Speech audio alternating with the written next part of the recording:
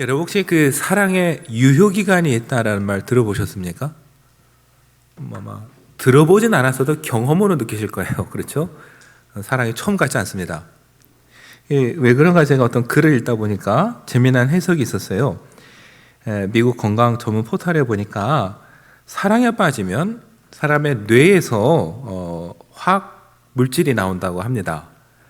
대표적으로 이제 도파민이라고 하는데 이게 나오면 손에 땀도 나고 얼굴도 발그레해지고 심장도 뛰고 어쩔 땐 잠도 못 잔다는 거죠. 겪어보셨죠? 사랑의 열병을 앓는 거예요. 세브란스 의사분은 이 도파민이 분비될 때 사람이 사랑에 빠지는 데는 0.1초도 안 걸린다고 합니다. 논리적으로 계산하는 게 아니라 아주 감성적인 거예요. 그래서 도파민이 나오고 사랑에 빠지면 사람이 이제 기분이 좋아지고 웃게 되고, 그렇죠? 힘도 나요. 그 밤에 그렇게 걸어 다녀도 지치지 않을. 근데 제가 읽다 보니까 문제가 뭐냐? 이 호르몬이 성인 기준으로 18개월에서 30개월이면 이제 안 나온다는 게 문제입니다. 여러분, 그 다음에 어떻게 될까요, 그럼? 호르몬이 안 나오면 헤어져야 됩니까? 예전에 어떤 분 인터뷰 보니까 연예인인데, 오래 같이 결혼해서 사셨는데 남편분과 어떻게 지내세요? 그랬더니 한 분은 전우애로 삽니다 그러더라고요. 또 한 분은 그냥 친형제처럼 지내요 그래요. 네, 곰곰이 생각하면 그것도 사랑의 또 다른 모습이겠죠. 제가 그거를 끝까지 봤더니 사랑을 유지하기 위해서 필요한 건 노력이다 그렇게 얘기를 하더라고요. 끊임없이 그때를 기억하고 변화를 주고 이 사랑을 잘 가꾸는 노력이 있어야 이 사랑이 지속되고 더 깊이 있어지고 다른 모습으로 더 발전할 수 있다라는 거예요. 제가 그거를 보다가 우리 신앙생활도 비슷하지 않을까 이런 생각을 하게 됐습니다. 저와 여러분에게는 많은 경험들이 있습니다. 고난의 경험도 있지만 고난 가운데 구원하신 하나님의 은혜에 대한 경험도 있습니다.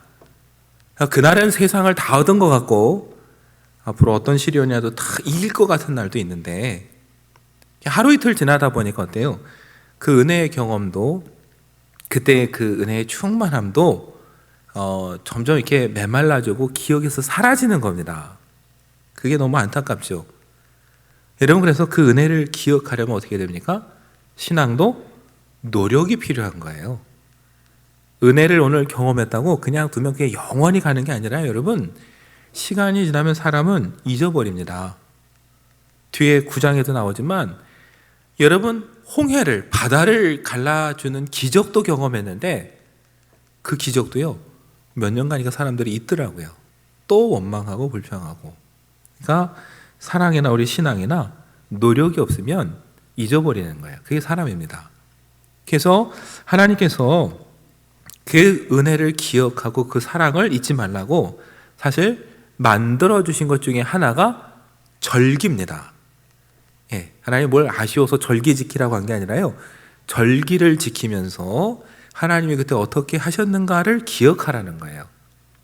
제가 이거 이스라엘 절기에 관련된 책을 읽는데 그 저자분이 한국의 교수님인데 이스라엘 유학을 가서 한 경험을 적으셨더라고요.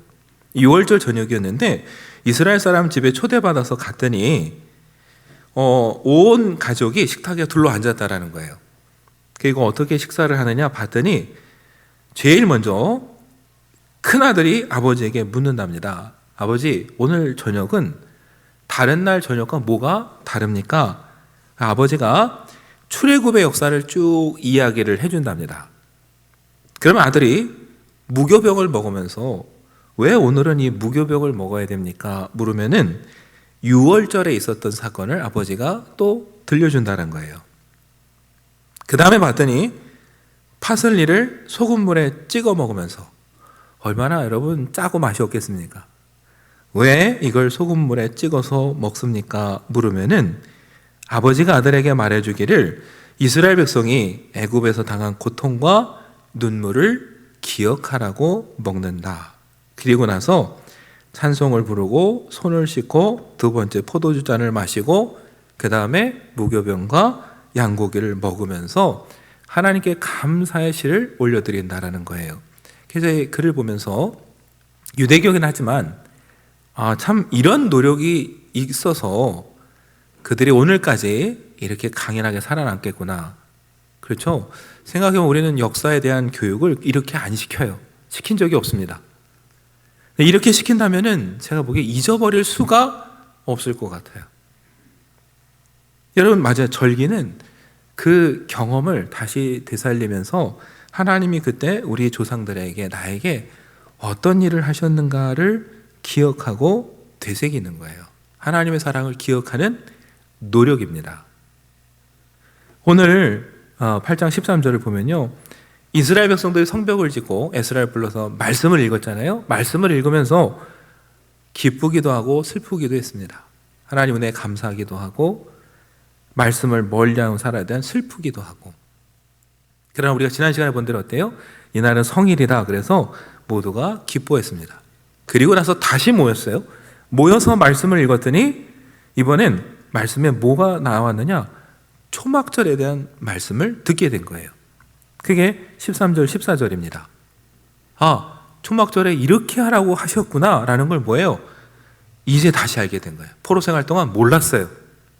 그러고서 다시 말씀을 들으면서 알았습니다. 그래갖고 백성들이 나가서 전부 흩어져서 나뭇가지를 가져다가 이제 지붕 위에 혹은 뜰 안에 하나님의 전에 숨은 광장에다가 초막을 짓는 거예요. 초막절을 지내기 위해서. 그렇게 초막절을 지내는 모습을 오늘 우리가 읽은 본문 17절은 이렇게 기록하고 있죠. 사로잡혔다가 돌아온 회중이 다 초막을 짓고 그 안에서 거하니 눈의 아들 여호수아 때로부터 그날까지 이스라엘 자손이 이같이 행한 일이 없었으므로 이에 크게 기뻐했다. 여러분, 여호수아 때부터 그날까지 이같이 행한 일이 없었다라는 말을 초막절을 단 한 번도 안 지켰다 이렇게 받아들이면 안 됩니다. 예전에 초막절을 지키긴 지켰어요. 그러나 그냥 때가 되니까 하는 절기였어요. 포로로 끌려가서는 아예 말씀과 멀어지면서 그런 게 있는지도 모르고 살았어요. 오늘 이 본문이 강조하는 건 뭐냐면은 다시 초막절을 지키는데 이렇게 크게 기뻐하며 즐거워하며 보낸 적이 전에 없었다라는 거예요. 근데 왜 그러냐? 여러분, 초막절은 이스라엘이 애굽에서 탈출한 것을 기념하는 절기입니다. 하나님이 어떻게 구원해 주셨는지를 기억하는 절기예요. 하나님이 구원해 주셔서 광야에서 초막을 지으면서 거기서 쓴 나무를 먹고 지난 세월을 다시 기억하는 절기인데 이스라엘이 지금 어디에서 돌아왔습니까? 바벨론 포로 생활에서 돌아왔어요. 그리고 말씀을 보다가 초막절을 지내니까 그 조상들의 마음, 하나님이 구원해 주신 그 은혜가 그 어느 때보다도 더 되게 마음에 공감이 되는 거죠. 내가 지금 포로에서 돌아왔거든요. 그러니까 그 마음으로 드리는 이 절기가 얼마나 마음을 당하고 하나님을 향한 사랑을 다해서 드렸겠어요. 그러니까 이전에 이렇게 드린 일이 없었다라는 고백이 나오게 되는 겁니다. 맞아요. 하고 싶어도 하지 못할 때, 나중에서 이것을 깨닫고 하나님의 은혜를 경험하면서 드릴 때 어떻게 보면 그 감격이 더 커질 수밖에 없는 거죠. 그냥 억지로 드리는 절기가 아니라 내가 그 마음을 깨닫고 드리는 절기, 이것만큼 기쁜 건 없습니다. 제가 보니까 코로나가 끝난다면 아마 그때 예배 드리는 우리 마음이 그렇지 않을까 싶어요. 정말 마스크를 벗고 옛날처럼 찬양하고 싶은 대로 다 하고 기도하고 서로 타닥타닥 붙어서 예배하면은 아마 그때 그 감격은 이루 말할 수 없을 겁니다. 그래서 코로나가 끝나면 우리가 예배 드리는 마음이 아마 오늘 초막절을 드리는 이 이스라엘의 마음이 아닐까. 내가 말씀드렸죠. 그 감격도 그냥 가만히 두면 어떻게 해요? 시간이 지나면서 또 잊혀지고 또 무뎌질 거예요. 코로나 끝나서 한동안은 열심히 나오고 기뻐함으로 찬양하고 예배하겠지만 또 한 달이 가고 1년이 가고 하면 우리는 또 어때요? 다시 옛날처럼 또 무뎌지는 거예요. 여러분, 그래서 이스라엘 백성이 초막절로 끝내는 게 아닙니다. 초막절에 기뻐한 다음에 또 날을 잡아서 다시 모여요. 다시 모여서 또 뭘 합니까? 말씀을 들어요. 에스라를 통해 말씀을 들으면서 이번엔 뭘 하냐? 하나님께서 지금까지 이스라엘에게 어떻게 은혜를 베푸셨는지를 또 새겨듣고 그걸 마음에 새깁니다. 그게 9장이에요. 그래서 초막절을 끝내고 이들은 다시 모여서 에스라 앞에서 말씀을 듣습니다. 말씀을 들으면서 제일 먼저 회개했어요. 뭘 회개했느냐? 우리가 이렇게 정말 말씀을 잊고 살았구나. 무지에서 하나님의 뜻과는 이렇게 멀리 떨어져 있었구나. 그래서 회개하면서 이제 다시 새롭게 시작하겠다고 결단을 합니다. 느헤미야 9장 2절에 보면 이렇게 기록합니다. 모든 이방 사람들과 절교하고 서서 자기의 죄와 조상들의 허물을 자복하고. 맞아요. 말씀을 읽으면서 하나님 은혜 앞에 우리가 얼마나 죄인이었는지를 깨닫고 이제 어떻게 해요? 말로만이 아니라 이방 사람들과 연을 끊었습니다. 말씀대로 살겠다는 다짐이죠. 그리고 자신의 죄뿐만 아니라 조상의 죄까지 자복했어요. 그건 남의 죄가 아니에요. 말씀을 제대로 가르치지 못하고 듣지 못한 우리 모두의 죄라는 거예요. 그 하나님 앞에 회개하고 자복했습니다.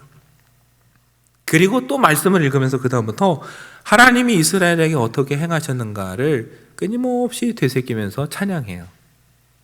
여러분, 이스라엘이 찬양하는 내용은 분명합니다. 첫째는 하나님께서 세상을 지으신 창조주 하나님이시라는 거예요.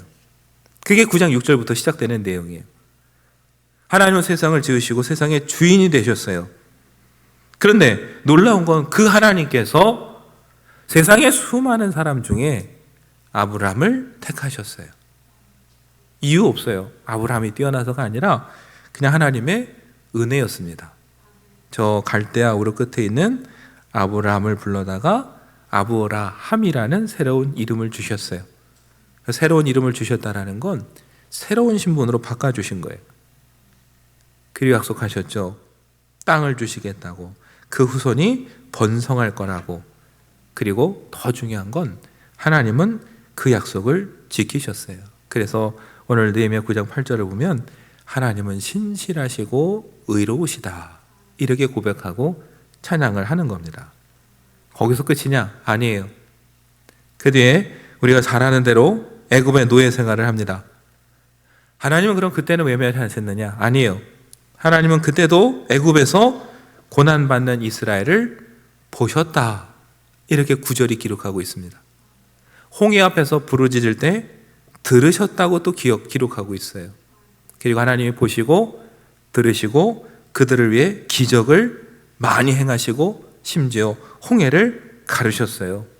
여러분, 하나님께서 아브라함과의 약속을 기억하시고 들으시고 응답하시는 이런 하나님이라는 거예요. 그걸 말씀을 들으면서 다시 깨닫는 거예요.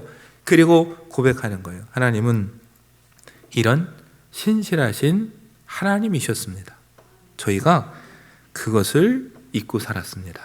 그래서 그 앞에 회개하는 거죠.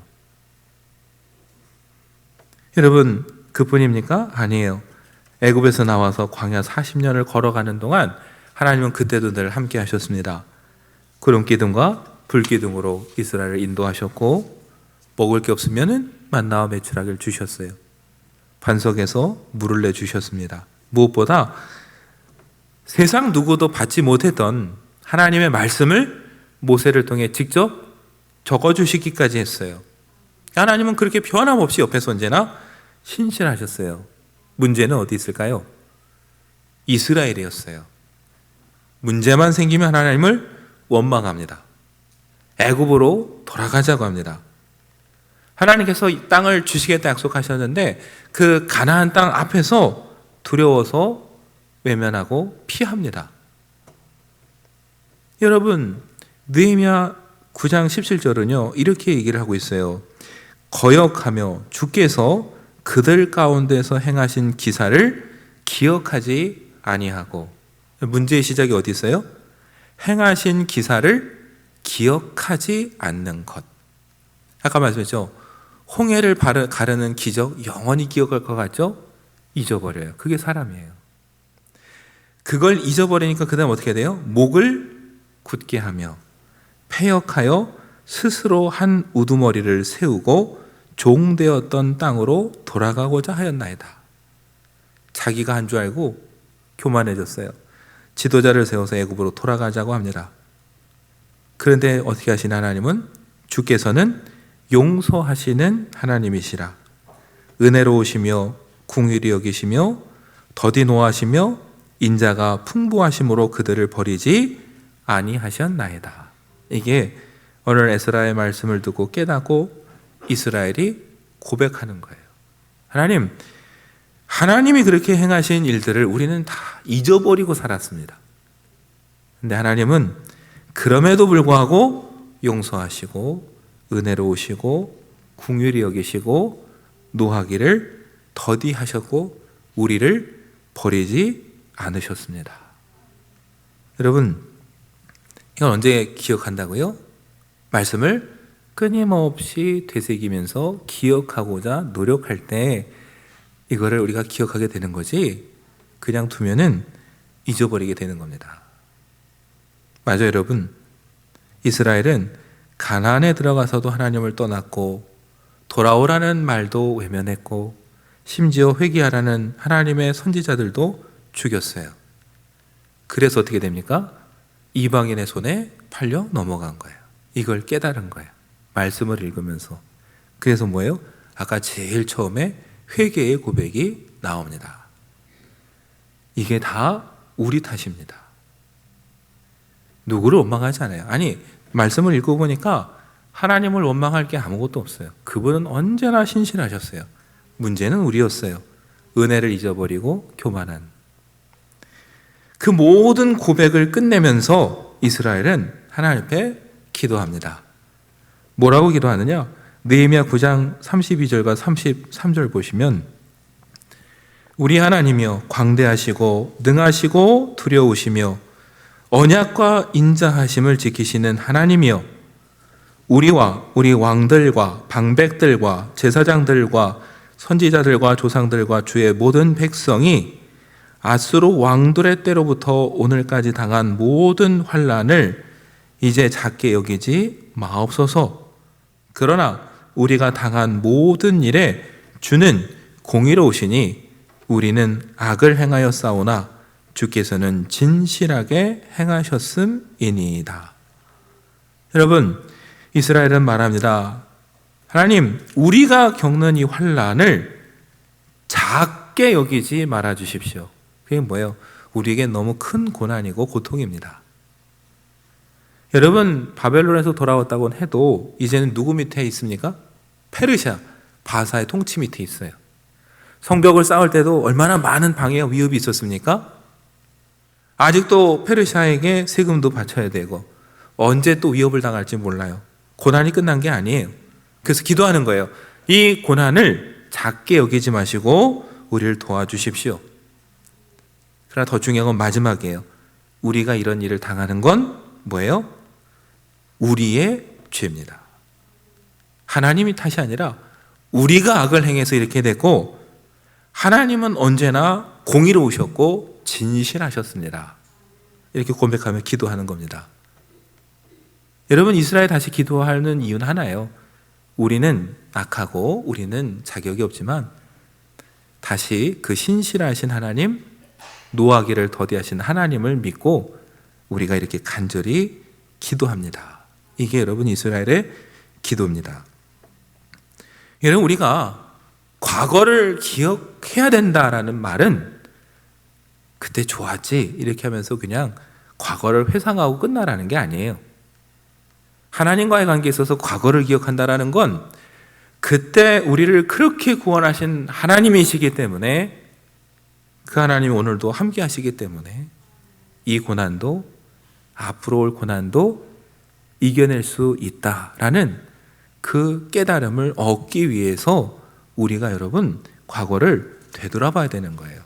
하나님이 어떻게 행하셨는지를 기억해야 되는 겁니다.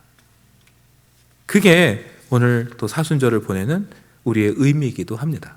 이 사순절을 통해 우리에게 베푸신 주님의 은혜를 다시 이렇게 곱씹어 봐야 되는 거예요. 너무 분주해서 잊고 살았지만 이 사순절 40일만이라도 다시 기억하는 것, 그게 여러분 이 절기의 의미입니다. 계시록에 보면 소아시아 7교회에 보내는 편지가 나오는데 그 중에 에베소 교회를 향해 보내는 편지가 이렇게 시작이 됩니다. 계시록 2장 3절과 4절 보면 또 네가 참고 내 이름을 위하여 견디고 게으르지 아니한 것을 아노라. 그러나 너를 책망할 것이 있나니 너의 처음 사랑을 버렸느니라. 여러분, 이 두 절의 말씀은 깊이 생각해 봐야 됩니다. 주님 말씀하셨어요. 내 이름을 위하여 견디고 게으르지 아니한 것을 안다. 에베소 교회는 부지런했습니다. 주님을 위해서 뭔가 열심히 했어요. 근데 뭐가 문제입니까? 너의 처음 사랑을 버렸느니라. 이 말을 우리에게 적용해 보면 여러분, 사랑하지 않는데도 열심히 할 수 있다라는 거예요. 이게 무서운 거예요.